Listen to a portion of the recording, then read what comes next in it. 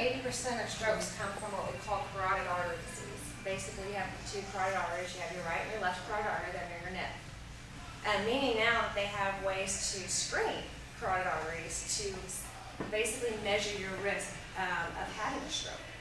How they do that is through ultrasound, and this is kind of a little demo of what the carotid artery can look like. Of course, we all want this. Many of you would be amazed how many people we see daily that look like this. And a lot of people say, well, if my artery looked like any of these other stages, surely I would know about it. Well, unfortunately, the warning signs of stroke, which many of you are probably familiar with, the one that I like to use the most is face, which is face, arm, speech, and time. But once you get one of those warning signs, it means you've already had a stroke. And so that's your warning. Hopefully it's a mini stroke or a TIA. That usually leads to a big stroke, and there's already some damage that's done. Our goal at Health Yes is to actually prevent before it gets to that point. Along with many cancer screenings and things that people get every year, which is wonderful. Women probably get mammograms every year. What a lot of women don't realize, while that is very, very important, but you're actually 30% more likely to have a stroke than you are breast cancer. And you hear a lot of advertisement about them pushing mammograms and things like that. Yet right now they're not really recognizing the importance of these screenings that are available.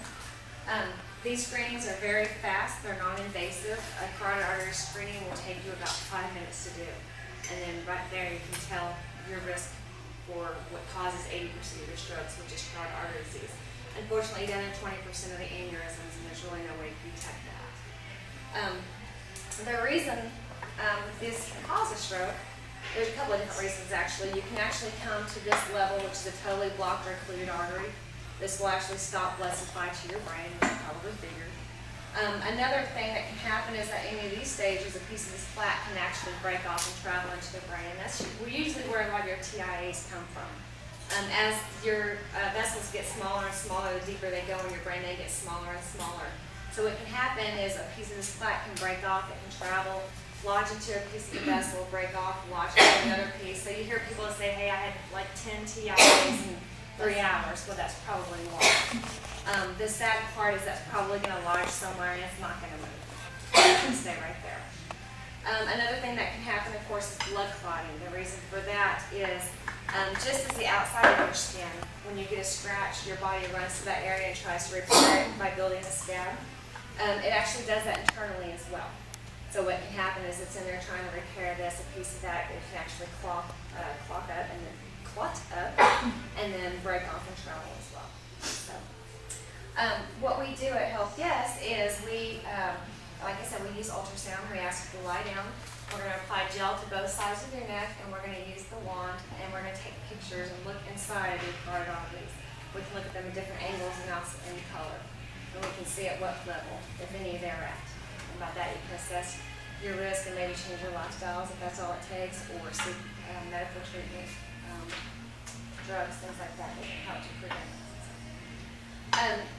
The second one I want to talk to you about, and I have to use that to pass around, this is actually pictures of carotid artery disease. The second one that I want to talk to you about, and this is one that's very, very important to me because I lost my grandfather to this. Amazingly enough, I lost my grandfather to AAA or abdominal aortic aneurysm 1 month after he had bypass surgery. So I know it's kind of unbelievable because you think they were here and his chest was cut open basically, and they didn't see an aneurysm that was in his belly. Well, they weren't looking for it. So this is something, again, that typically does not have any warning signs. It's usually found, if it's found at all, by accident. I've had chiropractors tell me they took an x-ray of the spine and saw something bulging on the shadow, and they caught it that way. I have one person that I know who actually had an aneurysm rupture. He was in the ER. Wow. And I think we just received an email today, actually, that we captured somebody in Austin who had a 7.7 centimeter aneurysm that we caught. So we saved somebody's life. So that's just amazing. Basically, what an aneurysm is you have your main vessel in your body, and your aorta, and it's basically your main highway. So we don't want anything to block that main highway, obviously. What can happen for one risk factor or another, again, the same as this, is because of plaque buildup, hardening of the arteries, things like that, is that this can actually start to balloon out. It can balloon out on both sides or it can balloon out just on one side. Anything above 3 centimeters is considered an aneurysm, but it's not critical until it gets above 5, 5.5. So anything in that, it can be managed. It can also calcify and stay that way forever. It's just something that if we have, you want to get it monitored, definitely.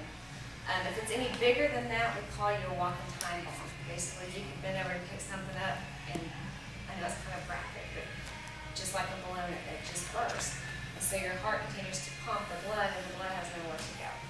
The mortality rate for this is actually greater than 80%. Most people do not make it to the phone to dial 911. So, as with my grandfather, it took about 2 seconds. We actually didn't even know what happened. We thought that my niece was actually stepping on him. We thought she stepped on an area she shouldn't have when he tilted over, and that was it. So it was very heartbreaking. Again, as with the carotid screening, what we do for the AAA is after we do the carotid screenings, we just ask you to lift your shirt up to about here. We apply gel again to the belly area, and again, with the wand, we're just measuring your aorta all the way down to make sure it's the way it should be. It takes about 4 or 5 minutes to do. In this one, this is peripheral arterial disease. Peripheral arterial disease, actually 1 in 20 people over the age of 50 has peripheral arterial disease and have no idea. Again, it has to do with the arteries. It's a blockage in the arteries in your extremities. This is very, very scary, and most people who have diabetes are very familiar with PAD. It's the #1 cause of amputation in people who have diabetes. Some of the warning signs, this one does have a little more warning signs than the other two, but one of the main ones is wounds that don't heal correctly.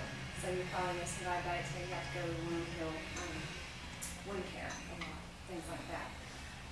Another one is, of course, edema, swelling. Shiny looking skin kind of in one area but not the whole leg. There may actually be an area that hair doesn't grow. That's another sign. One of the big ones is what they call claudication. And what claudication is when you're doing an activity and your legs start to body, they tingle, get that feeling like your leg fell asleep maybe. But when you rest, that goes away, but then you resume the activity and it starts to feel that way again. It's a very good indicator that there's a lack of blood circulation. PAD is actually closely linked to heart disease as well because it's related to the coronary arteries. But if you can imagine your heart, if you have an artery in your leg that looks like this, your heart not only has to get that blood down, but it has to pump it hard enough to get it back up at this point too. So it's very, very concerning.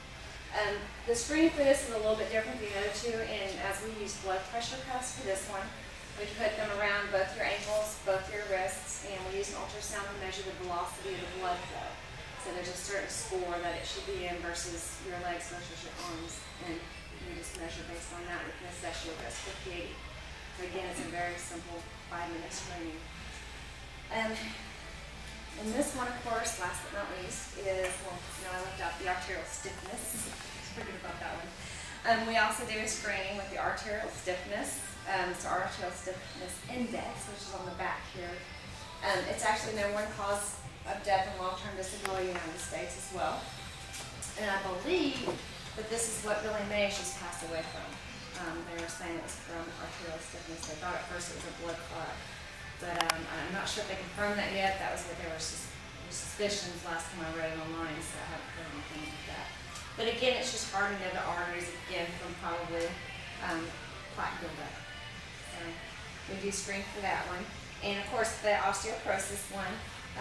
With that one, we just use a bone density screening. So what we do is we measure the trabecular bone or your heel bone. We just ask you